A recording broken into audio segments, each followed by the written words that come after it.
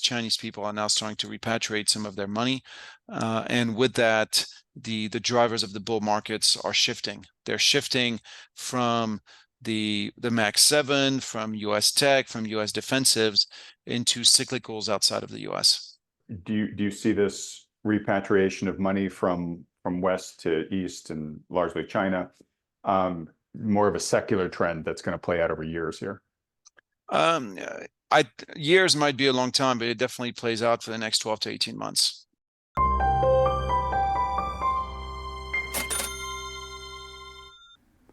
Welcome to Thoughtful Money. I'm its founder and your host, Adam Taggart.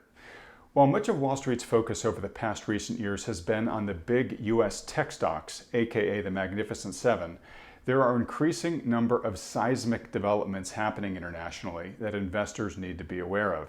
For example, emerging market stocks have positively trounced tech stocks since June. And to name just a few others, China is now firing its monetary and fiscal bazookas with gusto. India is now the world's fastest growing major economy and its stock market is booming. Japan just elected a new prime minister whose hawkish policies might end the yen-dollar carry trade. And of course, the escalation of hostilities in the MiddleEast threaten to inject a lot more uncertainty into geopolitics and global trade. Which international trends are the most important for investors to track right now? And what are the biggest risks, and where are the biggest opportunities? To better understand the situation from a non-US perspective, we're fortunate to welcome back to the program Louis Gave, founding partner and CEO at GovCall. Louis, it's a pleasure to have you on. Thanks so much for taking the time to join us today. Are you kidding? It's my pleasure to be here. Thanks so much for having me. All right. Well, look, as I said in the intro there, lots and lots of material to talk about. Let's just roll up our sleeves and dive right in if we can. But before we get to the details, if you don't mind, let me just ask you the starting question I like to ask at the beginning of these discussions. What's your current assessment of the global economy and financial markets? Oh, like right now things are super boring. There's nothing going on. Uh, not much to talk about.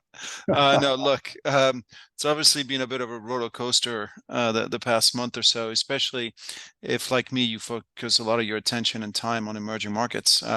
You mentioned it in your intro, China's fiscal and monetary policy bazooka. And that to me is a massive shift. I think we had a moment here where the Chinese central banker came out and said, look, we're putting 2 trillion renminbi into this, and there's more where that came from. And that sounded a lot to me like when Draghi came out in 2012 and said, or 2013, I can't remember, and said, we'll do whatever it takes, and believe me, it will be enough. And just by saying that, actually, he didn't have to do very much.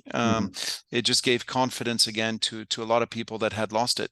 And I do think that's been one of the big problems in China, has been that people's confidence has just been crushed. And we can go into the reason why confidence has been crushed if you want, but the bottom reality of China is that China is running trade surpluses of roughly 80 billion a month, that usually 80 billion US dollars, to be clear, that this is twice as large as any trade surplus of any country ever in history. That logically, that should lead to a bid on the currency, a bid on local assets. But I think because people have lost confidence, a lot of that money was staying abroad. So if some of that money is now starting to come home, it could be quite potent. So you've got this as a backdrop, or to cut a long story short, we're now in an environment where China, the world's second largest economy, is stimulating fiscally and stimulating on monetary policy at the same time as the Fed is cut. So, you're getting monetary policy stimulus in the US. And it seems pretty likely to me that you're going to get fiscal stimulus post the election, regardless of who wins between Trump and Kamala Harris. So if you think of it, it's, biggest economy in the world, most likely doing fiscal and monetary policy stimulus. Second biggest economy, China, definitely doing monetary and fiscal stimulus. So, you would think, all right, it's game on, party time. Let's buy ourselves some assets torqued to a pickup in accelerating growth. Now, of course, against that, you have now the threat of a massive war in the Middle East. We're taping this on Tuesday. As we're talking, Tel Aviv is literally being rained on with missiles. So, logically, we should be all sorts of bullish growth here. But what if oil prices shoot up on the back of a Middle Eastern war? Now, so far, it's not happening. But when I look at the situation of storage in the U.S., which is close to record low SPR, um, record low short positions. I mean, sorry, record short positions on oil in the U.S. I look at this, I think, and I look at what's happening in the Middle East. The stage seems pretty well set for potentially a big spike in energy prices, and of course, when that happens, then sort of all games are off. Um, so yeah, like I said, not much to in the intro, not much to worry about, not much to think about. We can just go back to the beach. Okay. The disruptive effects of what's going on in the Mideast are highly unknown at this point in time, given how fluid things are there. If we can, just for academic reasons for a moment, put that to the side for a second. Sure. Or let's just hope the world's hopes get met tomorrow and this conflict subsides. Um, uh, I doubt it will. that that I that that I hope it does, yeah. but I doubt it will. I think, I, to be I, honest, if you're Israel, you might have a window of opportunity here to really try to go for regime change in Iran. Now that Hezbollah has been decapitated, now that you no longer have that thorn in your side, you're probably thinking this is now or never. So I don't know. I doubt. I'm very happy to put it aside. I doubt it stays to the side though. Okay, and we can get back to it and dig into what you think is more likely to happen, but ex Mideast for a second, the conditions that you mentioned there of China's whatever it takes moment, U.S. return to easing, ECB, by the way, is also doing rate cuts. So we have literally a parade of the world's largest economies that are now adding liquidity in the system.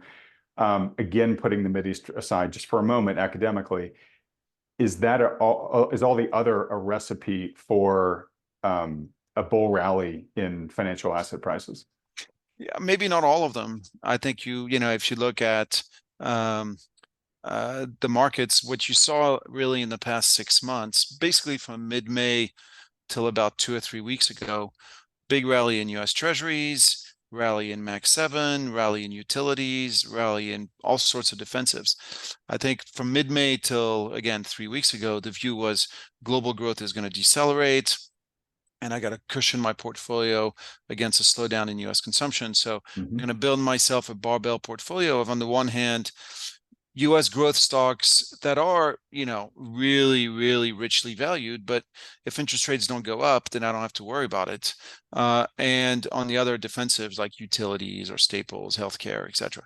And that's how the market has been positioned for the past, again, for most of this year, and with a massive overweight on the U.S. But now, if we move into a world where growth outside the U.S. picks up, where the U.S. dollar is rolling over, where commodity prices rebound, then basically everybody's been wrong-footed. Now, I think everybody's been wrong-footed about China. In the space of 3 weeks, we moved from ABC, which stood for anything but China, to a new ABC, which is all in by China. And the reality is, as China does well, typically it drags up other emerging markets, the Indonesias, the Brazils, the Chiles. They all go along, as the renminbi rises. The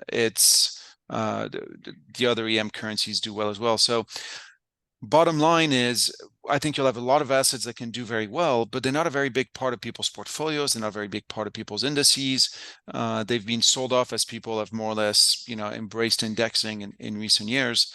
And so, yes, conceptually, everybody easing, everybody, printing money, everybody doing fiscal stimulus should be good for all assets. But let's not kid ourselves, it's going to be good for all assets in equal measure. It's not. And for me, the biggest telltale sign was 2 weeks. So 2.5 weeks ago, the Fed cuts and the US dollar goes down and bonds sell off. So that was an important signal right there. The market saying, hold on, is this Fed cut really necessary? Maybe inflation really isn't back in the bag, etc. And then a few days later, the PBOC cuts and the renminbi rises. which to me was a super, was a super important sign. Fed cuts, U.S. dollar goes down. PBOC cuts, renminbi rises. That to me tells you all you need to know. It tells you that there's a good chance Chinese people are now starting to repatriate some of their money, and with that, the drivers of the bull markets are shifting. They're shifting from the Max 7, from US tech, from US defensives into cyclicals outside of the US. Okay, do you see this as just a short-term development, or do you see this repatriation of money from west to east and largely China more of a secular trend that's going to play out over years here? Um, Years might be a long time, but it definitely plays out for the next 12 to 18 months. I don't know if it plays out for the next 5 to 10 years. It depends a lot on the policy stance that China adopts going forward, etc. But for now, the stance in China is pretty clear: is we want our asset prices to go up. They've sent that message out loud and clear. Chinese investors have heard it. And so, Chinese investors are literally sitting on trillions of dollars in cash outside of the US. And just through trade, they're earning an additional 80 billion a month. So if even a fraction of that comes back into either assets at home or cyclical assets abroad that feed into China's growth, it could have a really disproportionate effect, because it's not obvious to me who the marginal seller of all these assets is going to be. So, bottom line, for me, again, I don't, I can make all the secular arguments, etc., but let's not get carried away. Let's not get ahead of ourselves. For now, you have a very clear cyclical boost to assets that are both very undervalued, very underowned, that have been unloved, and that are now starting to outperform. So to me, that's quite a potent combination. When you have policy support, undervalued assets, positive momentum, what's not to like, right? I mean, that's the combination that we're supposed to wait for. When you see deeply undervalued assets and that now have positive momentum, again, I'm repeating myself, but it's that those combinations don't come that often. And meanwhile, big parts of the market are very overowned, very overvalued, and they're now starting to have negative momentum. So the picture to me seems pretty clear now. I don't want to pound my fist on the table and say it's going to be the case for the next 5 years, but it could easily be the case for the next 12 months. Okay, Louis, and just to make sure folks are clear, when you say these previously unloved assets that are undervalued, are you specifically referencing Chinese stocks? Are you talking about Asian stocks? Are you talking about emerging market stocks in general? All of the above, to be honest. I look at now. China's been by far the most unloved, no doubt about it. For the past few years, everybody's been running around telling you that China's uninvestable. However, over the past week, we now have a Chinese market that's now outperforming US equity market for the first time in quite a few years. We also have, by the way, a Chinese government bond market that's outperforming US treasuries. So today, for all the talk about how China's uninvestable, whoever bought Chinese government bonds has done better than somebody who bought US government bonds on a 1 year, 3 year, 5 year, 10 year basis. And now over the past, so far year to date, someone who bought Chinese equities is now suddenly doing better than somebody who's owned U.S. equities, and with a very different dynamic going forward. So yes, definitely Chinese equities, but not just only. I mean, if you still want to bang on the drum that China's uninvestable because China evil, because Xi Jinping, because this, because that, go look in Brazil. Like, Brazil is dirt cheap, and it's it will also attract, I think, capital. Go look in Chile, go look in Colombia, go look in Indonesia, go look in Philippines. All markets that are developing positive momentum, and again, that are really offering quality assets for very attractive valuations. Okay, so A couple questions here. I guess this one first. David Tepper, highly respected investor, recently said, kind of like, he's buying everything China related with both Yep. hands. Can't buy fast enough right now. Yep. Do you concur that it's that type of environment, which is just Absolutely. like the opportunity is so great, just get what you can now while you can, or do you have to be more discriminated? No, I think for now, I definitely concur. And look, I think David Tepper is more than very well respected. I think he's legendary. Um, he traded the bottom of the 2009 crisis like few other investors did. Um, he's He, called he to actually he actually was the guy who coined the term Fed put, wasn't he? Yeah, I don't know. Maybe, but I don't know. Okay. Um, the I think people were talking about the Fed put before then, but I don't know. Um, he's a legendary investor. But here's why I think his intervention matters tremendously. Is again, up until he got on CNBC last Thursday and pounded his fist on the table, the overall mantra around China was again that it was uninvestable. Um, and so I think with David Tepper's intervention, what we're really seeing is a shift in the popular narrative. For a legendary investor to go to CNBC and talk positively about China, for me, it's somewhat of a paradigm shift. Remember, for the past 3, 4, 5 years, everything you heard, even long before that, everything you heard about China was, how evil the regime was, Xinjiang, Tibet, crackdown in Hong Kong. The narrative in the Western press around China has been a long series of reports about how terrible the place is.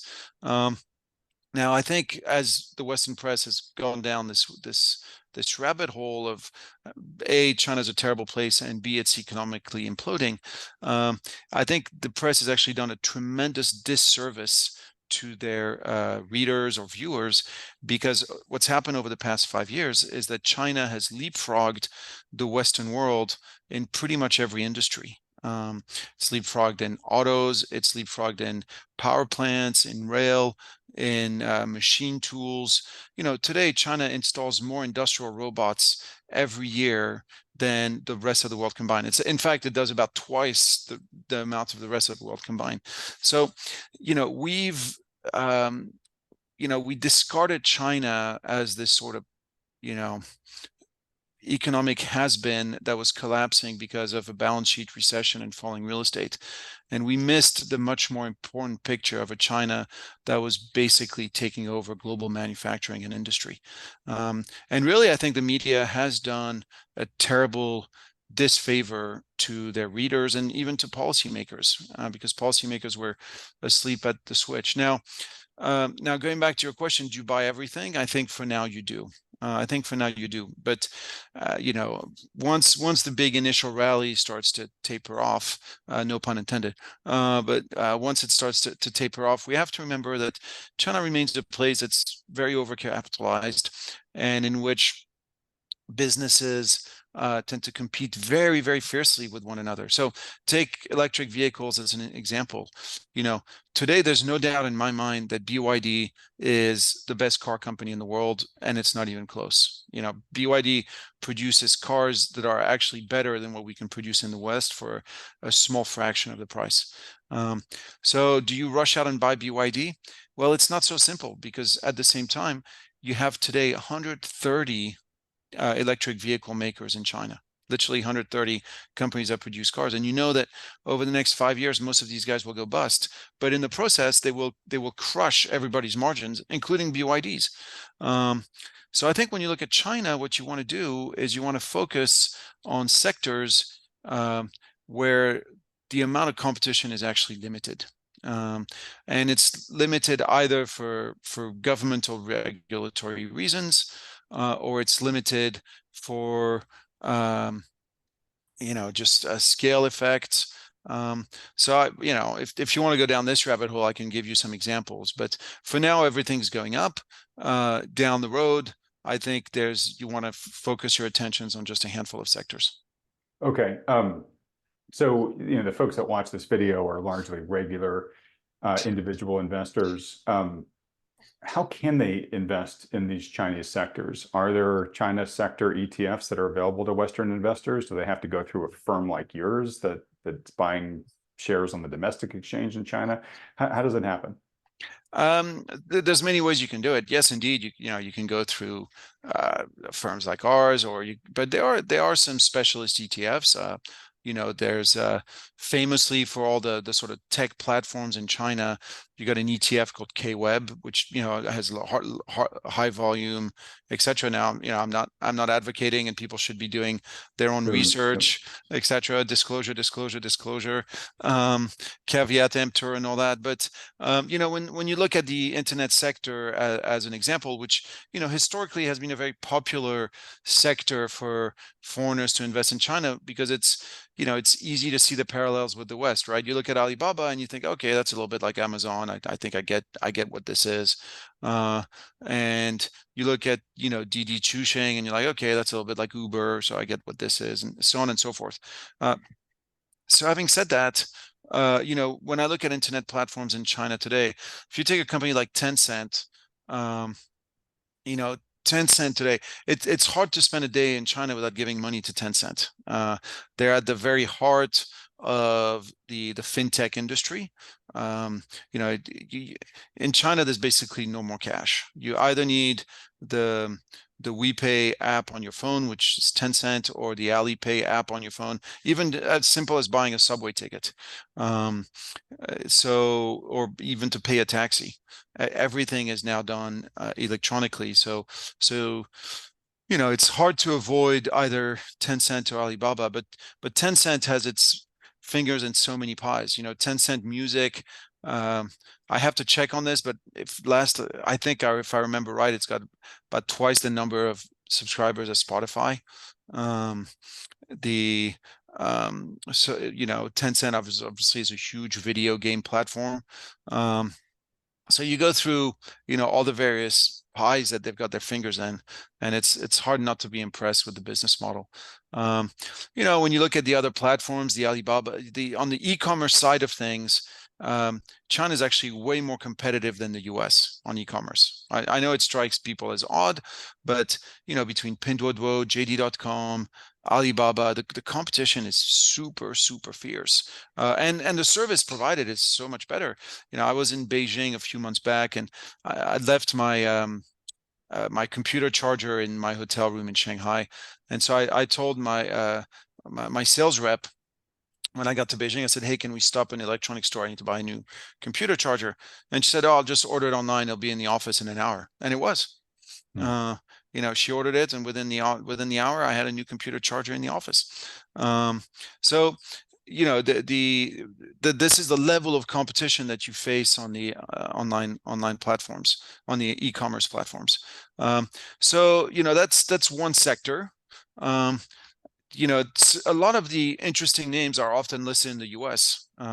So a sector I happen to like is the education sector.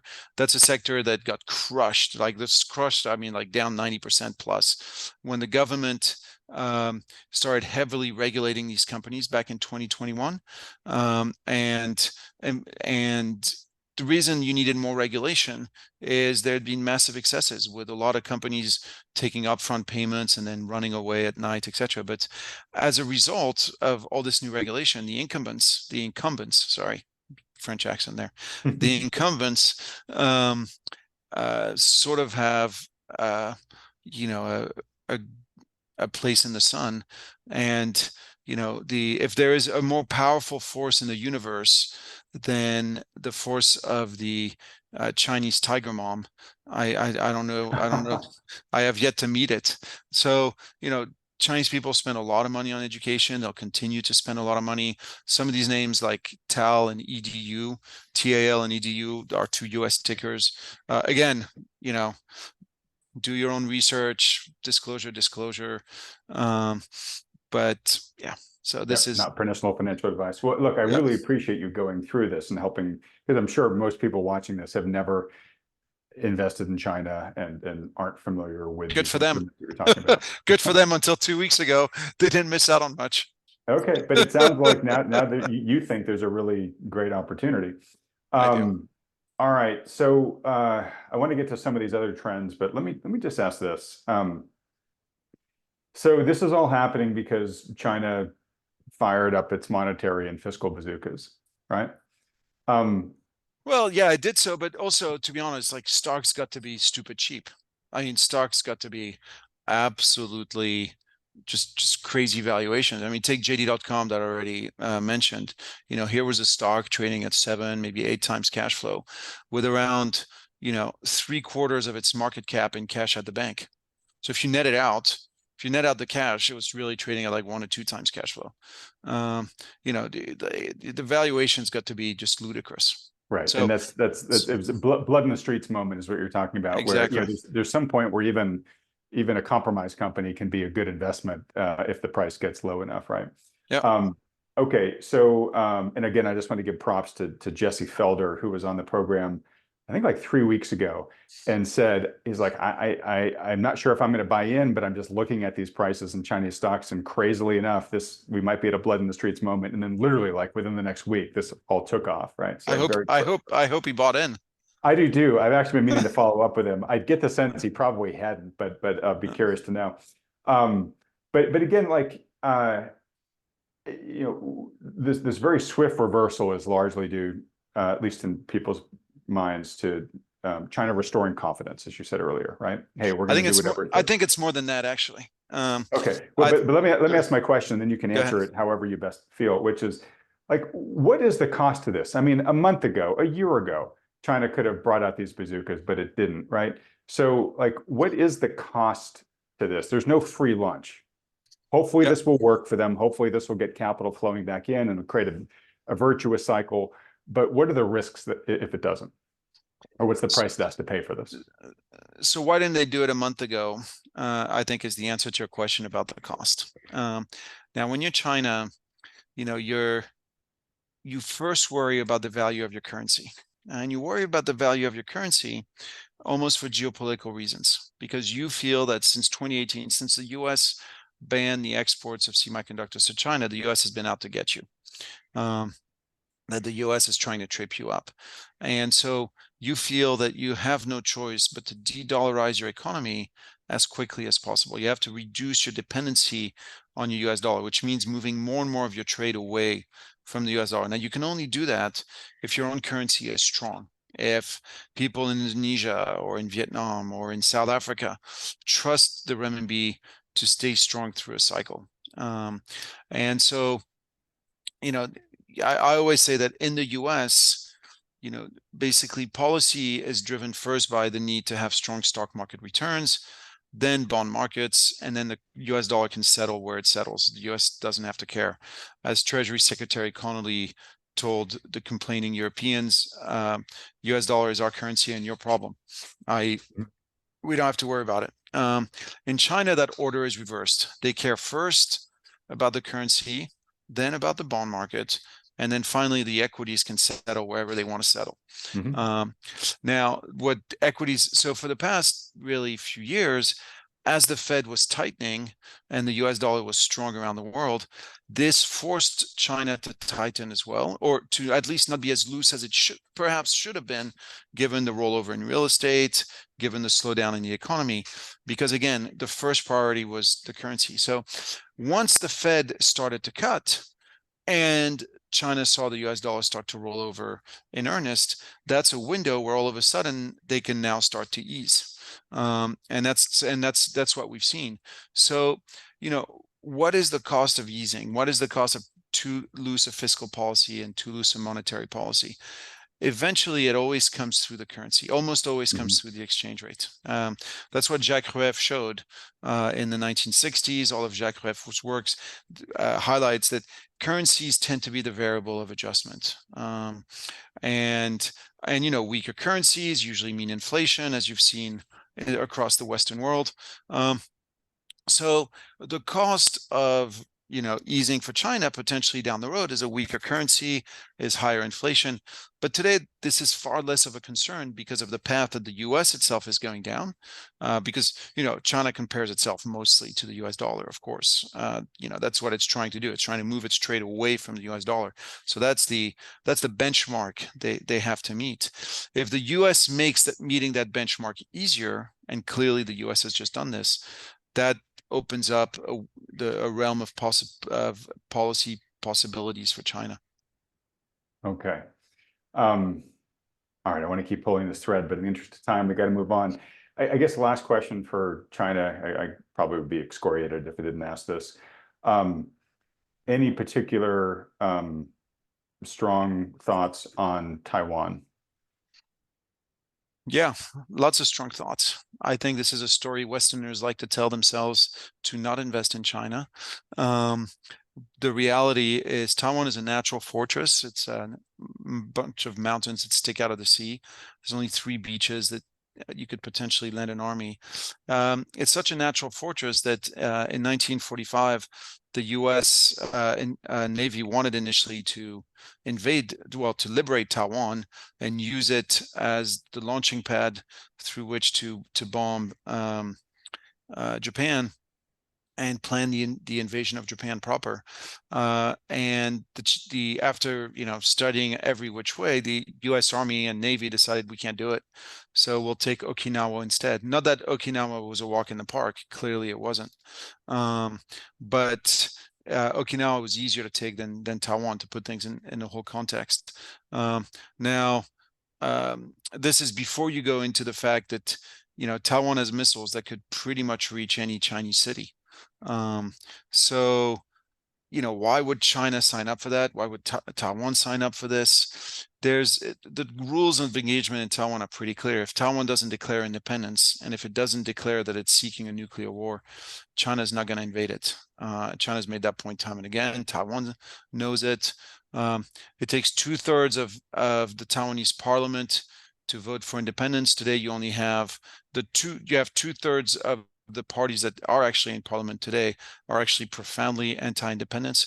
So there is absolutely no chance of a Taiwan war for the next 5 years. And that's before you even go into the fact that when China looks at Russia today, China doesn't want to become Russia. And when Taiwan looks at Ukraine, Taiwan doesn't want to become Ukraine. So the whole, oh my God, Taiwan is going to be this big issue. The reality is on the ground is far, far different. And to be honest, if Taiwan felt more threatened, it would be increasing its defense spending. It would be, increasing the number of months that young Taiwanese males have to spend in military service. The reality is, for the past 20 years, Taiwan every year reduces its defense spending, and Taiwan every year reduces the amount of, not every year, but Taiwan regularly reduces the amount of time that Taiwanese males have to spend doing their military service, to the point where it's now pretty much irrelevant. You've gone from, I think it used to be 2.5 years, and now it's less than 6 months, if I recall. All this to say, Taiwanese people don't worry about a Chinese invasion. Chinese people don't worry about a Taiwanese invasion. I think it's just U.S. Military contractors who like to sell overpriced weapons to a U.S. government that worry about a Taiwan invasion. Okay, so it sounds like you think it is likely to be an over-exaggerated fear in the West, at least for the next 5+ years. I don't think it's likely to be. I think it's already a massively overinflated fears that's used to justify defense budgets that make no sense. I mean, look at it this way.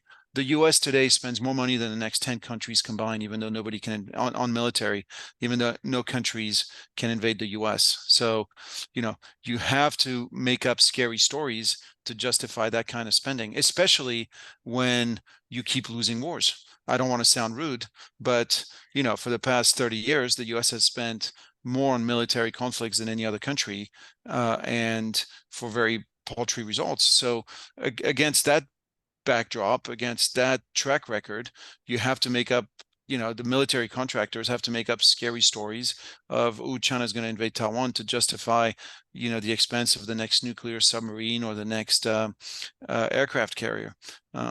But meanwhile, it's just not going to happen.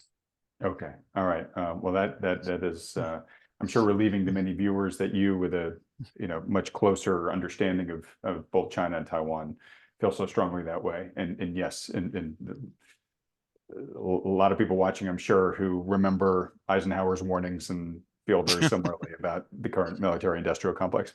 Okay, so let's move over a little bit to Japan. So Japan just elected a new prime minister. Of the candidates, he was one of the more hawkish ones. Absolutely. Um, Hawkish on uh, everything. Hawkish on monetary policy, hawkish on fiscal policy, and hawkish on international relations. okay, what do you think the He also happens to implications? be Christian, which is unusual for a Japanese prime minister. Japanese prime minister. Okay, so what do you think the implications of his tenure are going to be, especially given that there were some, market shockwaves earlier this summer when the yen carry trade was starting to unwind? Should we expect more of that type of instability going forward coming from Japan? I think maybe a strong maybe. Uh, and here's my rationale. I think the previous prime minister lost his job nominally because of a scandal, although scandals happen all the time in Japan. He really lost his job because he lost the faith of the party membership really over inflation. Um, one of my core beliefs is that inflation tends to be a killer of political careers. Mhm. If the unemployment rates moves from 3 to 5, you got 2% of an additional 2% of people that are pissed off at you. But if the inflation rate moves from 0 to 4, as just occurred in Japan, you've got 100% of people pissed off at you. Now, I think in Japan, this is disproportionately true, given that you've got a very old society with a lot of people living on fixed income. A lot of retirees living on pensions, living on fixed incomes. Japan is by far the oldest society in the in the world.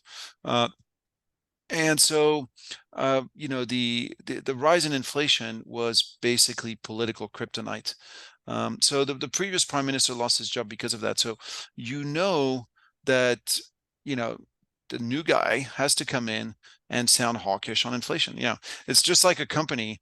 If a CEO is fired for making a mistake, the next CEO comes in and says, "Tell you what, I'm not going to do that mistake." You'll end up Right. doing it. It'll end up doing another one, but you can bet your bottom dollar that he'll be very careful to not commit that one. And so today, I think you get a Japanese prime minister who is going to sound hawkish when he gets a chance because he wants to be seen as fighting inflation, which again is political kryptonite in Japan. And that ends up, of course, being strong for the yen, and a stronger yen is, of course, also how you do end up fighting inflation. So you put those two things together, and here we are.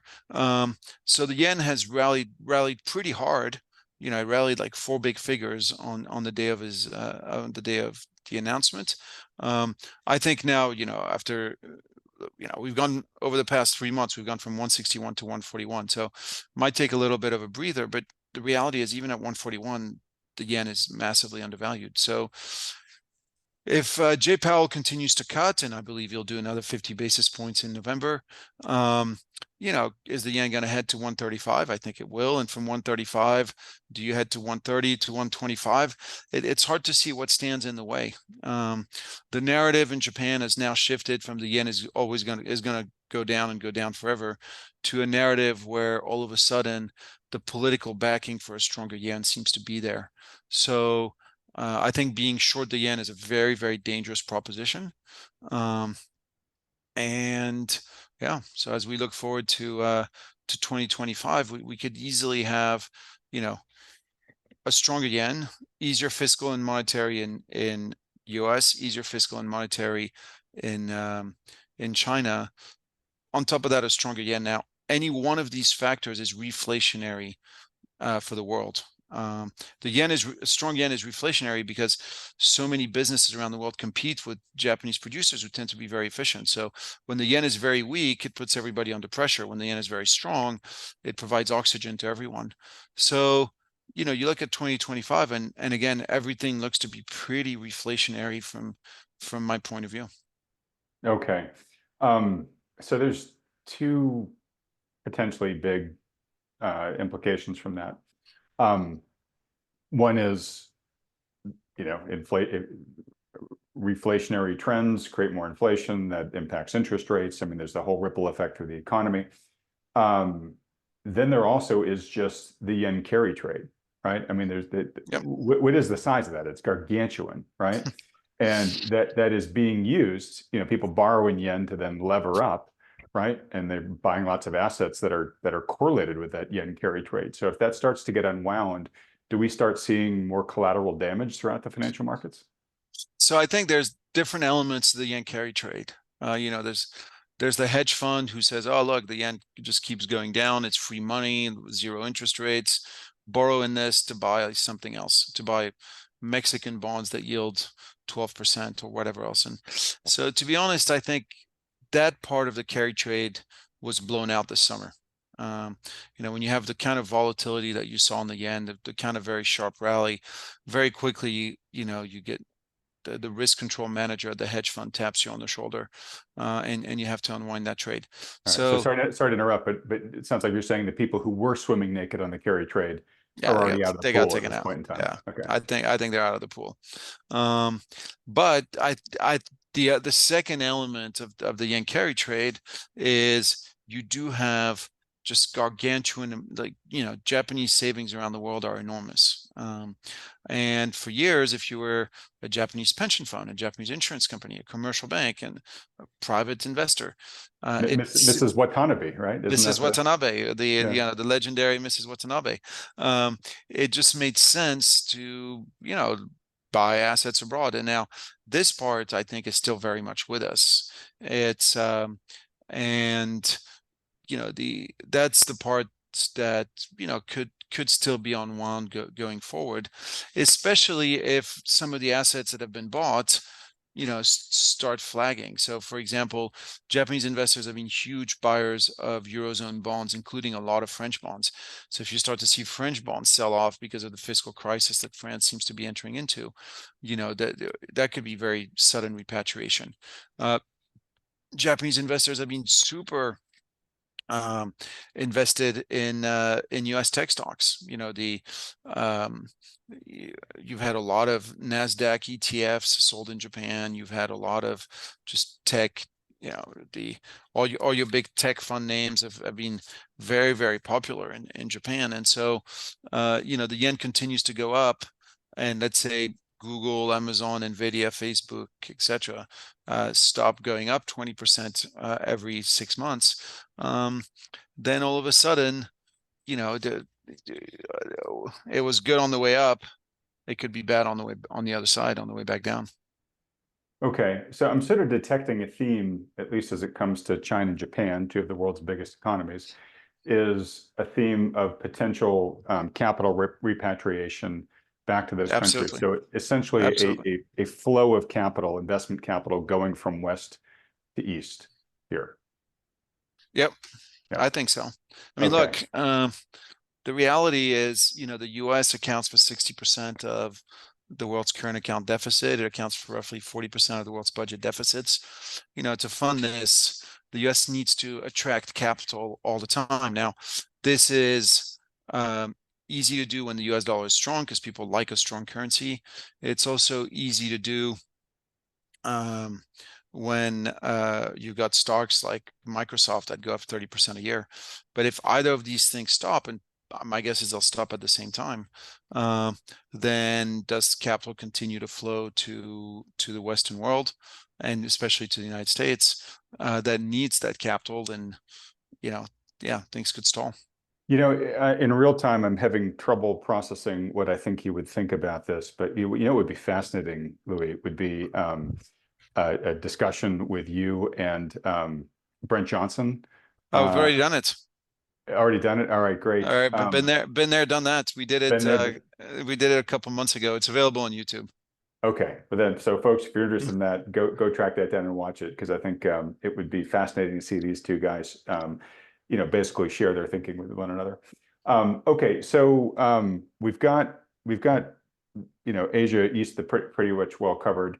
There's obviously lots of other things going on in the world internationally. Obviously, we still have the war between Russia and Ukraine. We've got the escalation in the Mideast, as you and I said at the very beginning. I want to get to your your market outlook and how you are currently investing capital right now with your firm. But I guess before we get to that question, is there anything else going on trend-wise that you feel we should put on the table here before we get to the investing part? No, I think that's already enough. Okay, I know it's plenty. I think it's plenty. Look, if you wanted to add, I mentioned it in passing, but another thing to perhaps throw on the table is it does look like France is heading towards some kind of fiscal crisis. And so that, today, all of a sudden, France 5-year yields are above Greek 5-year yields. And that corresponds to a very simple reality that France's fiscal situation is starting to deteriorate really, really fast. So, Can I ask a just question? And I don't mean to please. be insulting with it, but to the average American who's watching, right, Yeah. and Why should they says, care? "What's the big deal about that?" Yeah, right. France, one country in Europe. What are the implications of a French fiscal crisis? Or yeah, fiscal crisis. No, it's just, maybe we get another round. Well, France is now the biggest bond issuer in Europe.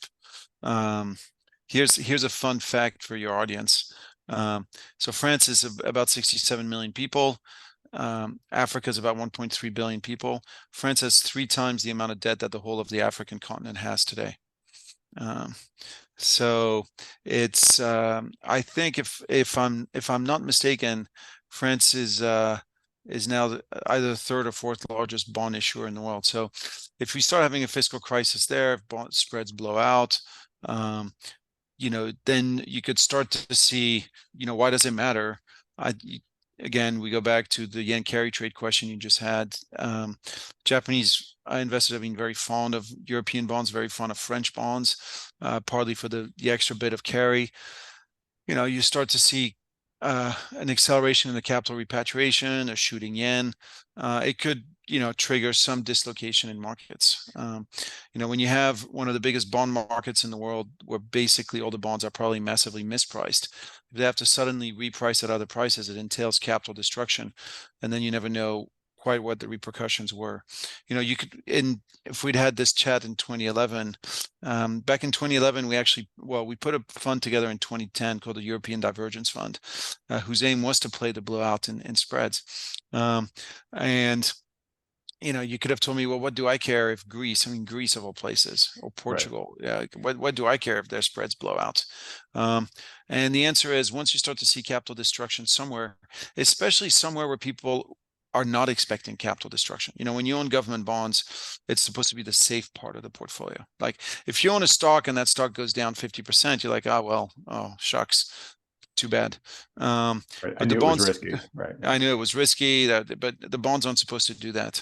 And so, if you start to see proper capital destruction on that part of your portfolio, it can have repercussions that, all of a sudden volatility spikes. The European crisis of 2011, 2012 shook a lot of people. Banks sold off, trade funding collapsed, global trade was hit because all of a sudden you couldn't get trade funded, all sorts of things. Okay, so But granted, I take your point relative to a war in the Middle East, relative to Chinese stimulus, relative to the yen carry trade. It might seem like small beer. it might, but to your point, there's contagion risk, and you don't know exactly once it Exactly. starts how it ends. And so Yeah. France is a big player in Europe, and the rest of Europe could. If Greece could do what it did to Europe, what could a French failure Exactly. do? Yeah. Yeah, exactly. Okay. All right. So to the concluding part of this discussion, then, your job is not just to be super well informed about all this stuff, but it's to actually manage capital through it, right? I'll try to. So, how are you positioning for all these issues that we talked about? So, our starting point is that economic activity is, our starting point is that asset prices are determined by the interaction between economic activity and inflation. And that gives you 4 potential investment scenarios: an inflationary bust, an inflationary boom, a deflationary boom, or a deflationary bust. And a lot of our job is to identify where we're going to be, and therefore which asset classes stand a chance and which don't stand a chance. Now today, with all the stimulus that we've discussed, I think the odds are pretty high that we're going to be in an inflationary boom. Um, and if we're not going to be in an inflationary boom, it will be because oil prices have spiked because of what's happening in the Middle East. And then instead of an inflationary boom, we would experience an inflationary bust. Now, historically, if you worry about an inflationary bust, there's only two assets you can own. You can own cash, or you can own energy. And energy, because most of the time you are in an inflationary bust, think 1973, think 1979, think 2008 for that matter, it's because energy prices spike. So today I think you need a healthy dose of energy in your portfolio, if only as a hedge. Fortunately, a lot of the energy plays today are very attractively priced. So I would own energy stocks more than I would own, say, futures contract on the oil stocks. I would own energy stocks because you're paid to wait there. They're most of them are, offering decent dividend yields. A lot of them are now doing share buybacks.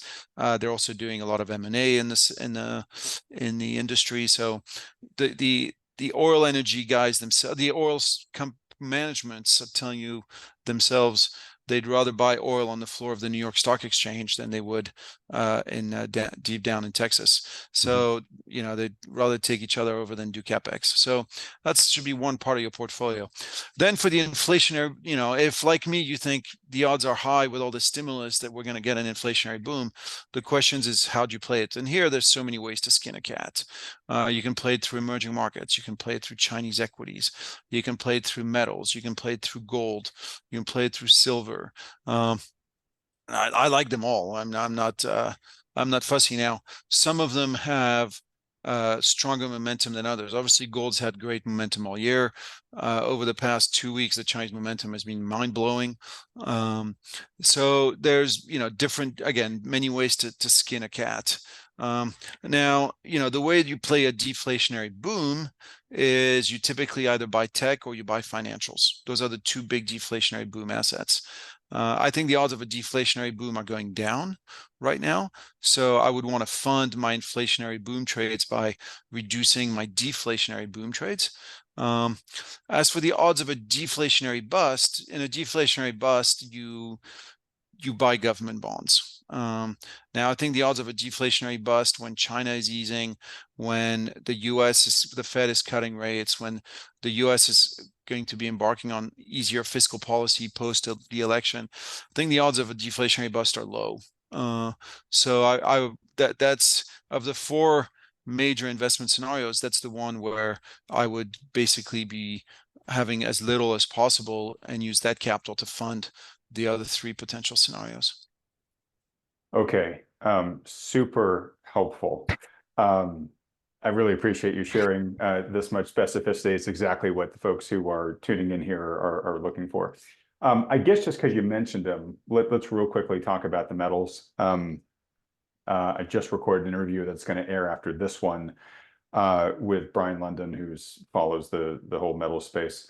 But as you said, gold's had a great year. Silver really hasn't performed as much as folks thought it would based upon historic relationships.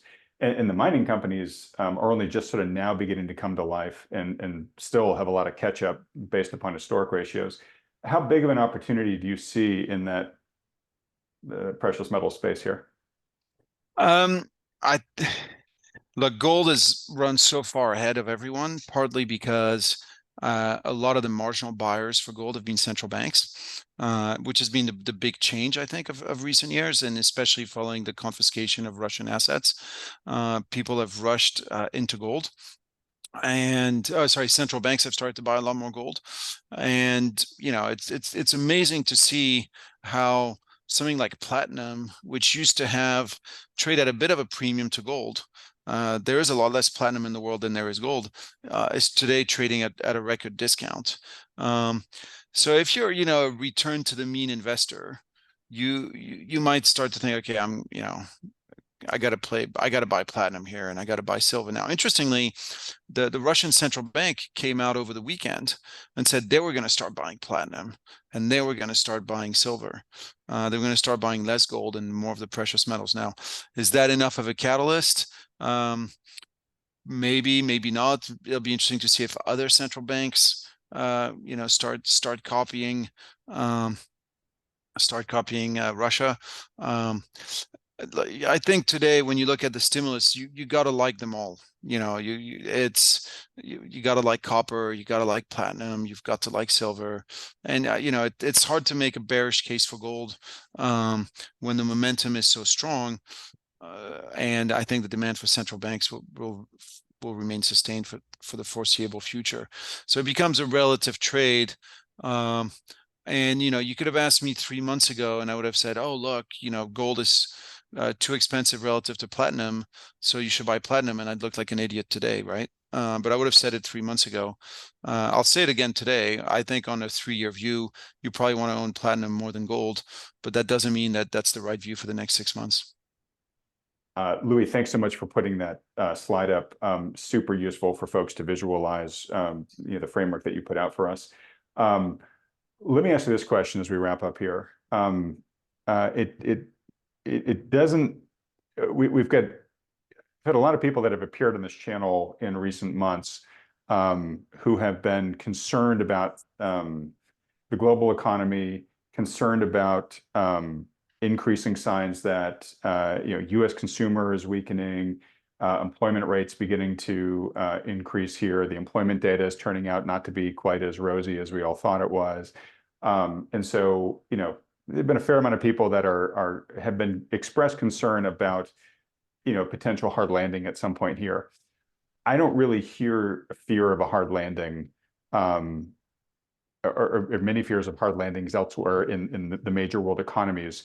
In what you're telling me right now, it sounds like you're saying it's actually going to be more sort of juiced growth by all this stimulus that's now coming in. Is that accurate?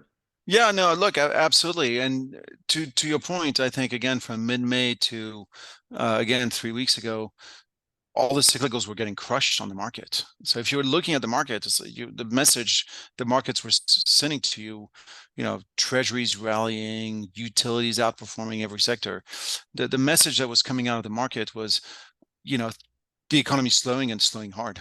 That was the message. And in the past 3 weeks, basically between the Fed cuts, the Chinese stimulus, as we get closer to the U.S. election, and that is starting to shift. Now, I think one of the reasons it could be shifting, and one of the reasons for the slowdown, is as you get closer to U.S. election, especially one where the polls are fairly uncertain, and the obvious default mode for most entrepreneurs is to say, you know what, I'm going to sit on my hands and not hire anyone, not make any capital spending, because I don't know what my tax rate is going to be on the other side. I don't know what the tariffs are going to be. I don't know what regulation is going to be. So I'm just going to wait this out, which makes perfect sense. But then you get to the other side of the election, and you got pent up hiring, pent up capital spending, and again, stimulus coming in. So I think the markets were definitely positioned for the scenario you just described of a hard landing, and this is starting to shift in front of our very eyes. So that leaves you with a simple choice to say, okay, I've seen some policy announcements, and I know there's more in store for after the election, and the market is starting to price that in, option one. Or option two, the market is stupid because we're heading to a hard landing. And in spite of whatever China may want to do, in spite of the fiscal easing that's coming in the US, we're definitely going to get a hard landing. So I should, stick to my deflationary bust asset classes. I'm always wary to go too much against the markets. Well, I think if you're finding yourself going both against policy and the markets, you're in an uncomfortable situation, right? When policymakers are pointing in one direction and the markets are going in that same way, it's it's very courageous to go against both of these things. Okay. All right. Well, look, we'll have to leave it there. We're up on the hour. Louis, this has just been a phenomenal discussion. Thank you so much. For folks that Thanks have for really having me. enjoyed this, well, for folks who really enjoyed this and would like to follow you and your work between now and the next time you come on the channel, where should they go? So I post every now and then on Twitter. I'm not massively active on Twitter, but when something amuses me, I forward it on, or so people can follow me there. But the best way to learn about our firm, so we really do several things at GAFCAL. We publish research for institutional investors. We have an institutional money management arm, and we have a private wealth arm here in the United States called Evergreen GAFCAL. There we publish some free newsletters. We put stuff out. And then for institutional investors, so I would say for individual investors, the best place to find out about us is Evergreen GAFCAL. And um, for institutional investors, the best place to find out about us is at gavcal.com. And GAFCAL is spelled GAVEKAL.com. Great. And Louis, when I edit this, I will put up links to your Twitter account and the Evergreen GovCall and GovCall website so folks know exactly where to go. Folks will have Super. direct links in the description below this video as well. Also, I should note that your partner in crime over there at Evergreen GovCall, David Hay, is going to be coming on the program, I think, in about a week and a half or so. So we're getting a nice rolling thunder of folks from your Super. ecosystem. Terrific. All right. Well, Terrific. look, this has been just absolutely fantastic. Folks, if you enjoyed this as much as I did and would like to encourage Louis to come back on the channel anytime he notes an important trend change that he wants to alert folks to, please let him know to come back on this channel by hitting the like button, then clicking on the red subscribe button below. And look, folks, Louis gave us an awful lot of food for thought about potential opportunities to invest in, big trends to potentially take into account in terms of our portfolio allocations. Definitely, if you think like he that we're heading more into the sort of inflationary boom side of things, you might want to be doing some portfolio changes or rebalancing, et cetera. If you would like help with that, then feel free to talk to one of the financial advisors endorsed by Thoughtful Money. These are the firms that you see with me on this channel week in and week out. To schedule a conversation with them, just go to thoughtfulmoney.com, fill out the short form there. The firms will be in touch with you very quickly. As a reminder, these consultations with these firms, totally free. They don't cost anything. There's no commitment to work with these guys. It's just a free public service that the firms offer. Also, just a reminder that we are now just a little more than 2 weeks away from the Thoughtful Money Fall Online Conference on Saturday, October 19th. I hope to see you all there. If you haven't bought your ticket yet, you can still buy it at the last chance to save discount price before it rises to the full ticket price. And a reminder too that if you are a premium subscriber to our Substack, you get $50 off of whatever the ticket price is at the time you buy your ticket. And a reminder too, if you can't watch the event live on Saturday the 19th, don't worry. Replay videos of the entire event, all the presentations, all the Q&A will be sent to everybody who registers within 24 hours or less of the event. Louis, can't thank you enough. It's always such a joy to interview you. You did a wonderful job today, a hero's work in sharing so much detail, opportunities, and expertise. I can't thank you enough. Thank you very much. Have a great rest of your day. Thanks. Everybody else, thanks so much for watching.